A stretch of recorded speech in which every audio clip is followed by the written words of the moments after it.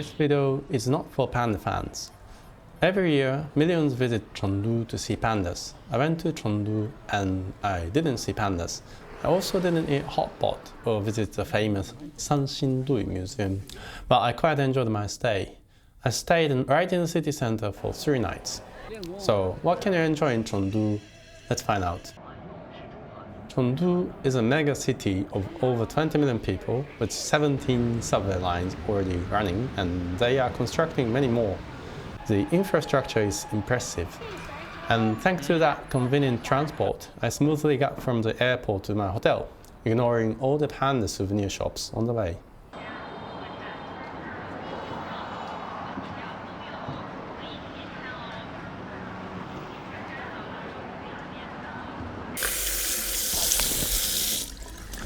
So, welcome back to my channel, folks. And I'm now here in Chengdu, and then look at this hotel. It looks beautiful.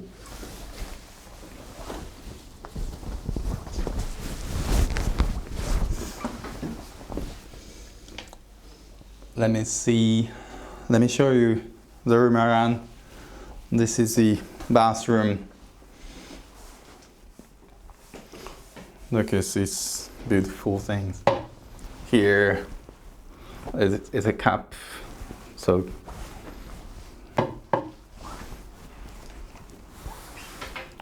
and well, bathroom is just ordinary thing. And these, look at this decoration. That's a cabinet.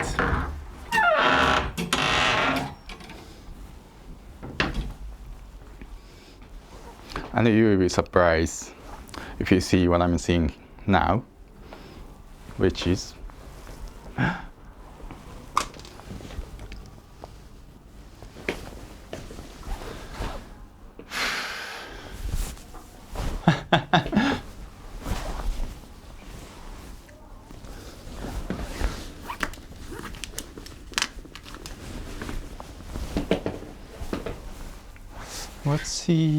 what's this decoration?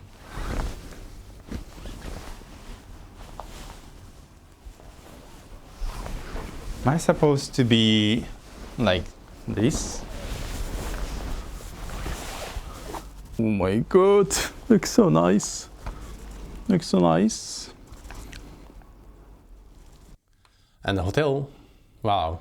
Look at this wood carving. This bed is more than just a bed. It's a piece of art. This might be my favorite hotel room ever, and undoubtedly the most expensive bed I ever lain on.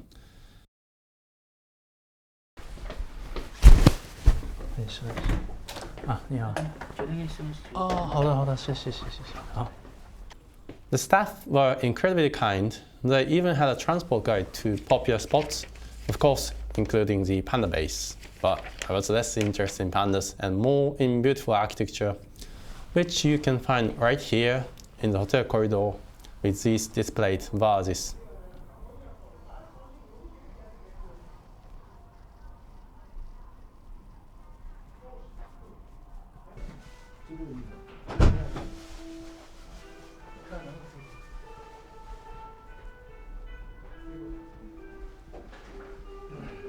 So the first night, first meal, first dinner. So the hotel's lady recommended me one Chuancai restaurant.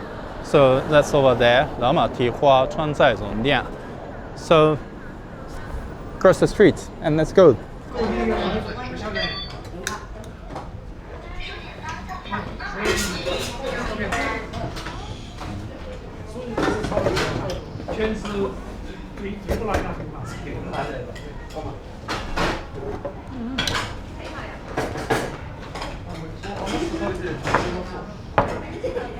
Oh,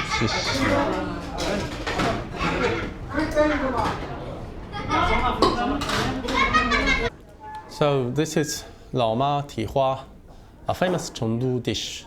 It originated in the late Qing era. A woman called Laoma, which means old lady or mum, sold braised pork trotters with her secret recipe on the street. and it became a classic. They are very proud of this one, so let's do this. You have this sauce, we can dip this in sauce. And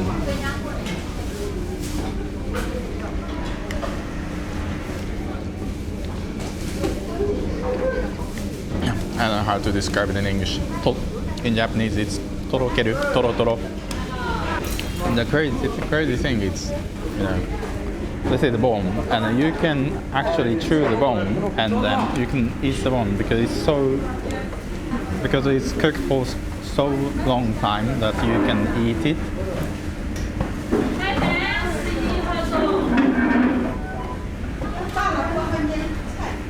Maybe it's not a good idea.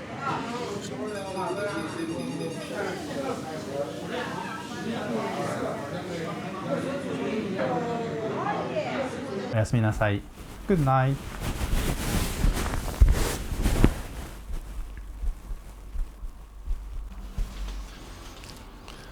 Good morning, everyone. So, despite Chengdu is far west from Beijing, more than 1,000 kilometers away, but they use the same time zone. So when I got up like 7:30, it was quite dark. But now it looks like morning, 8:30. So let's go out. This is Jinli.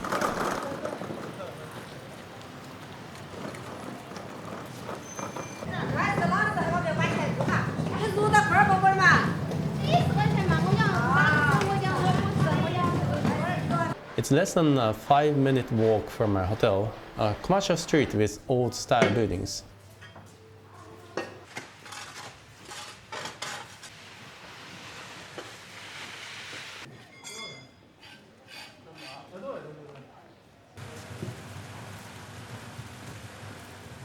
Located right next to our first real destination, Wuhouci. Here it is Sanyi Miao in Wuhouci. It's a site where figures from the Three Kingdoms period are worshipped.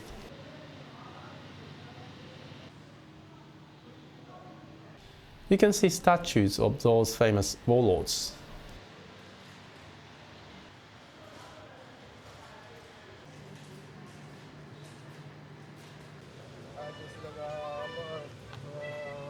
Some flowers were already blossoming.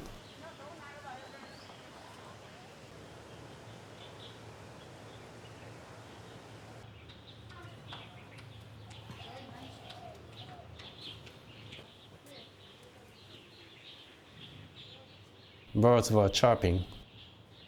Workers were cleaning the pavement with a certain rhythm. The weather was cloudy, but sometimes the sun broke through, casting silhouettes of bamboo and people onto the long red corridors.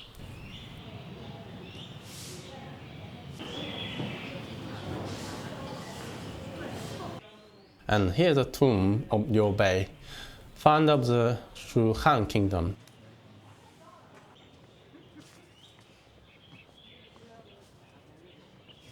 You can walk around it. It's just a mound covered in shrubs. I saw some folks had laid flowers for him.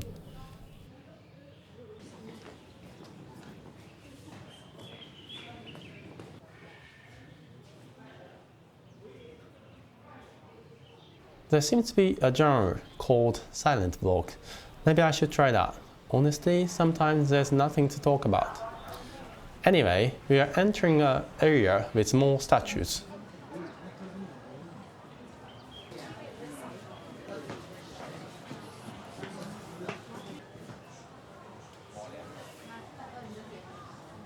So many statues of warlords, from famous to less famous.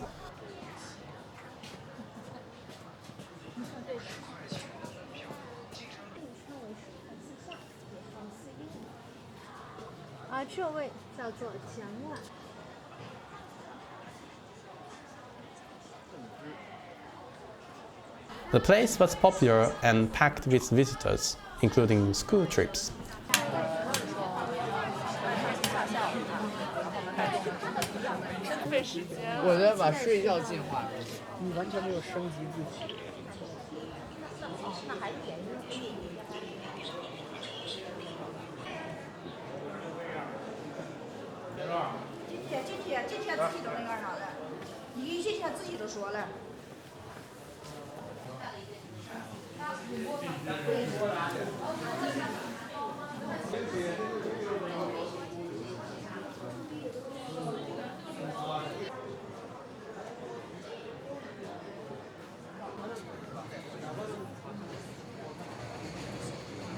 And finally, that building is a main shrine, the Wuhouci itself, dedicated to Zhuge Liang, the legendary prime minister and military strategist.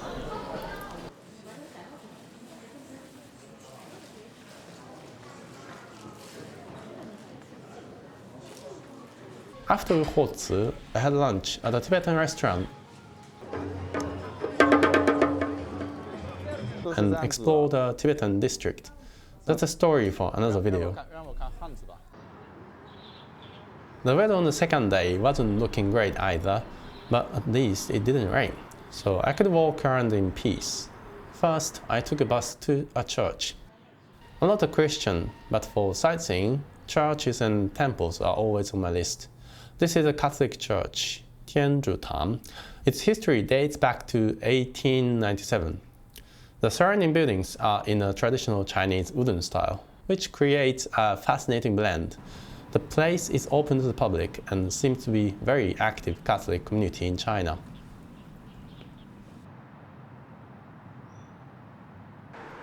Next, Chunxi Road, probably the biggest commercial area in downtown Chengdu.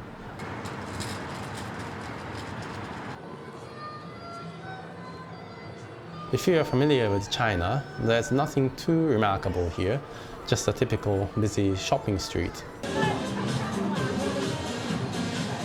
But one thing always surprises me: gold shops.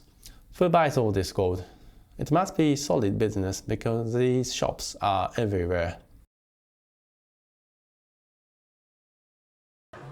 It was lunchtime, so I ventured into the narrow alley packed with small restaurants. Once you enter, they don't let you pass calmly. Every single one is striving to attract more customers.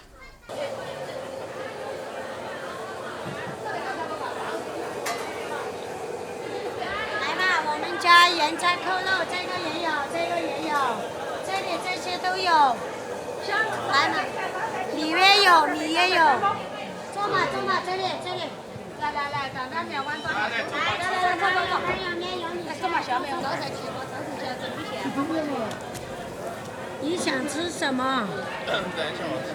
啊，对对对，后面的这个是炒菜啊，盖饭这边，这边是面条抄手，这个是米线粉，这个是菜啊，米饭的菜。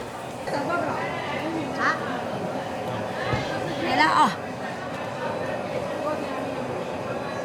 有的是提来的嘛，喜欢的嘛那个，喜欢的烟儿。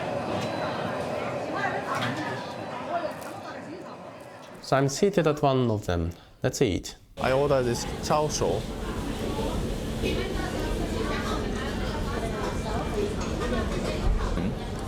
I think it's called Kongton in other parts of China, but I think in this province they call it Chao Shou. I think it's pig's intestine.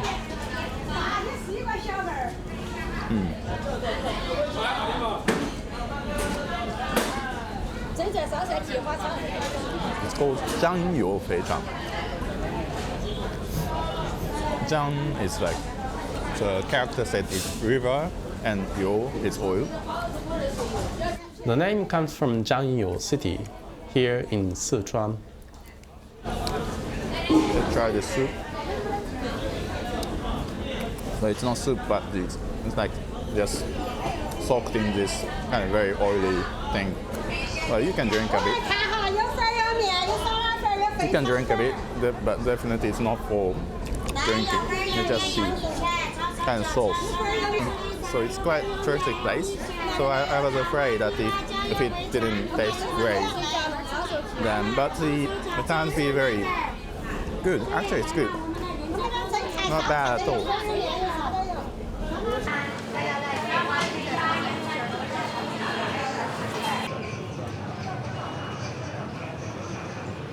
My next destination was the Chengdu Museum, but as soon as I came out of the metro, an unexpected sight was waiting.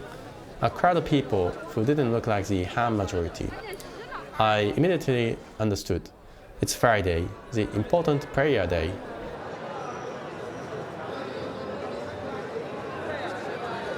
This is the city's main mosque, first built in 1677. People had just finished praying and were chatting.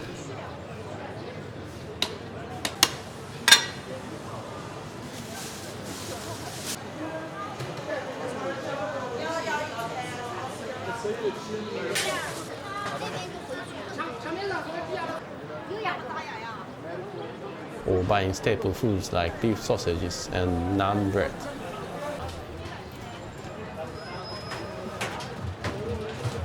The mosque was open, so I went in.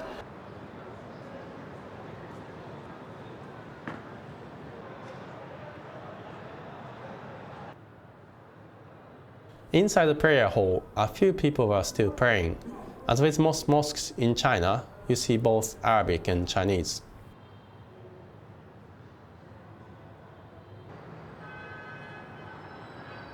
Outside, I noticed a huge queue in front of this restaurant. They sell noodles and hot pot, but everyone was lining up for one thing. Niurou, beef bites. They have stalls with glass windows so you can watch the operation. They make it by hand, but the site reminds you of a factory because they work so efficiently with flawless rhythm.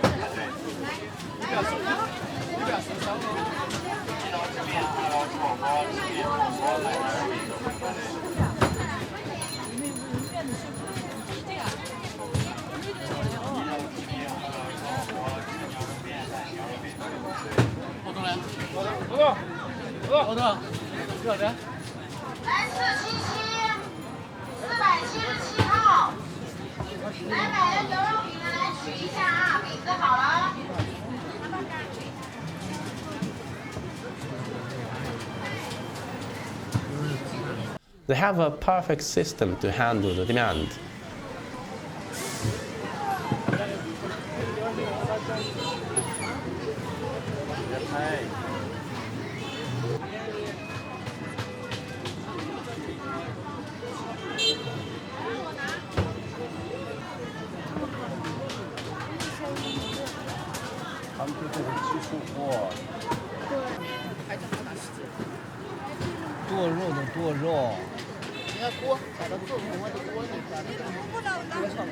Look at how she prepares the wrapping paper.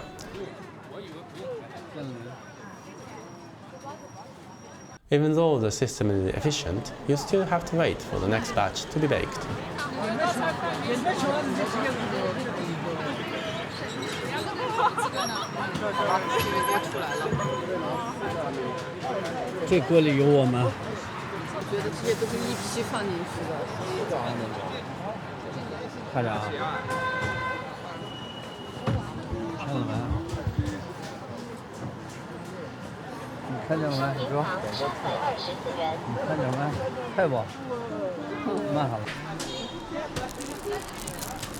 Yay, finally I got it. Look at this. And finally, how does it taste?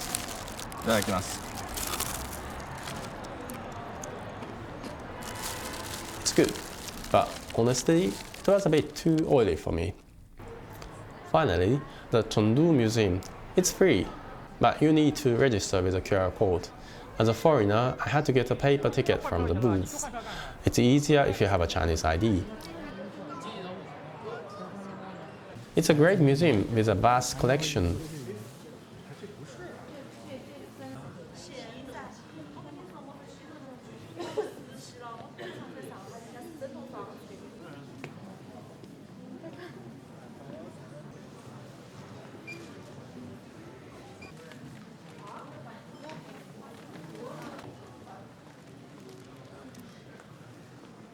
I love these quirky dwarf-like warrior figures.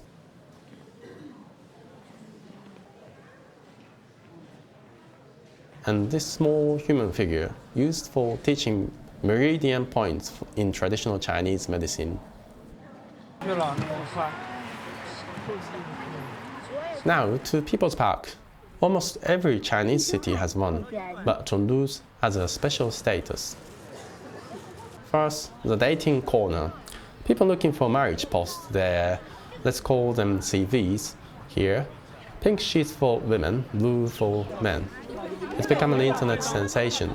Most people browsing are probably just curious tourists like me, but I did see a few aunties actively asking passerby about marriage.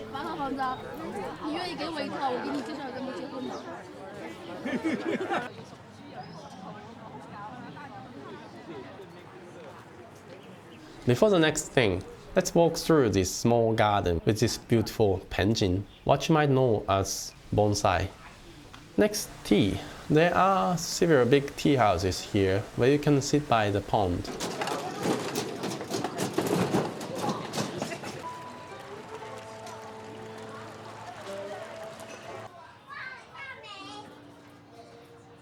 But in winter, it's a bit too cold to sit outside. So many tables are empty, we need to wait a few months for warmer weather. But as the girl exclaimed, the lame trees are blossoming. And this another tea house seemed to be pretty lively.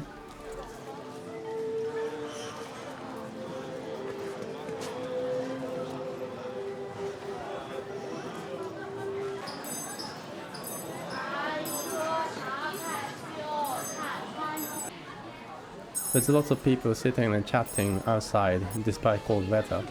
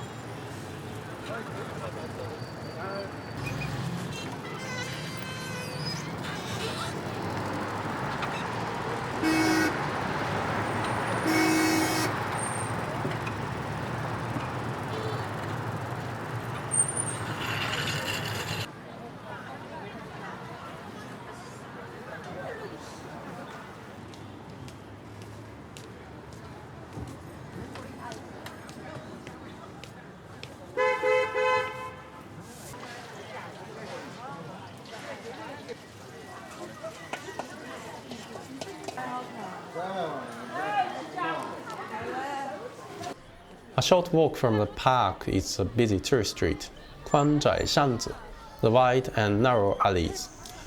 As the name says, it's a wide alley and a narrow alley running parallel.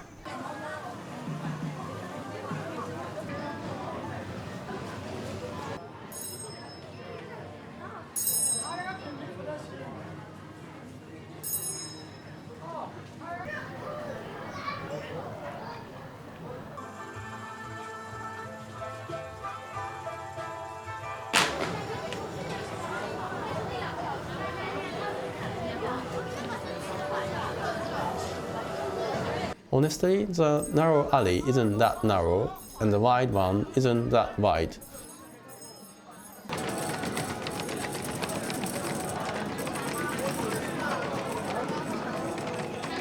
But besides eating and shopping, what's here?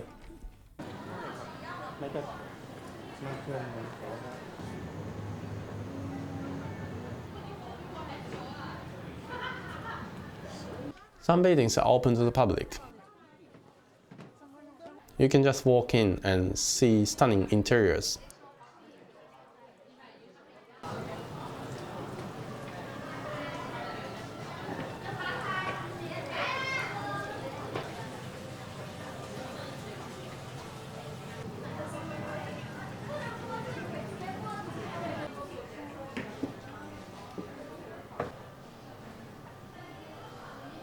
Look at this woodwork.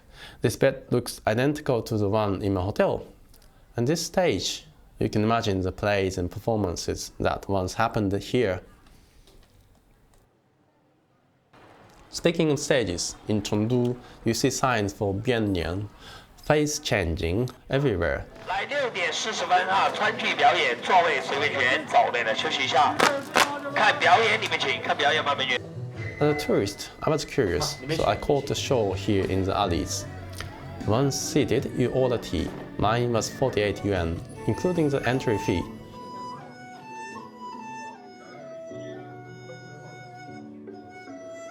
Before the main act, there were other performers. A tea pouring master,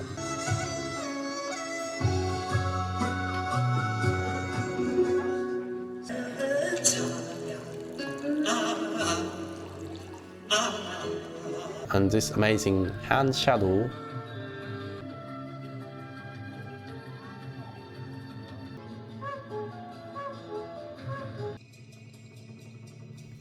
And finally, Bainian.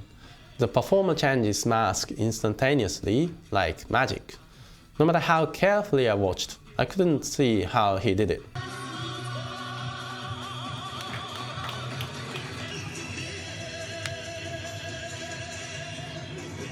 It's pure entertainment. He teases the audience, pretending to change but not, building suspense for the big reveal.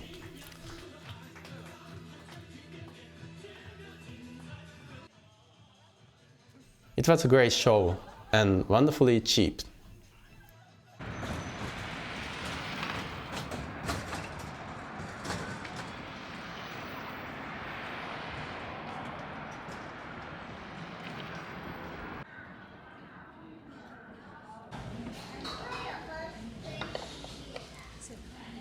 For the last night of my Chengdu trip, I chose this restaurant near my hotel. 分蒸牛肉 and this is 兔子头 the rabbit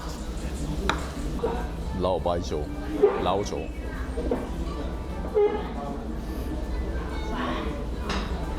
乾杯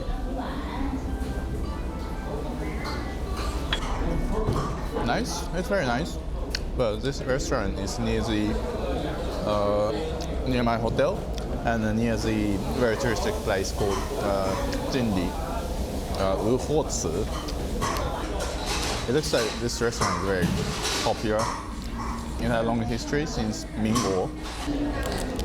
And here we have 兔子头 rabbit head.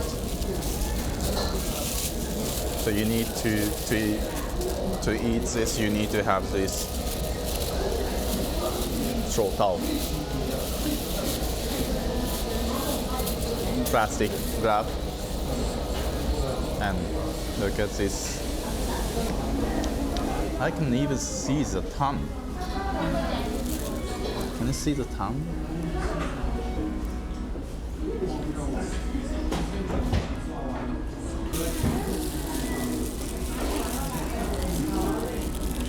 Thanks for joining me on this non-planned tour of Chengdu. See you in the next one.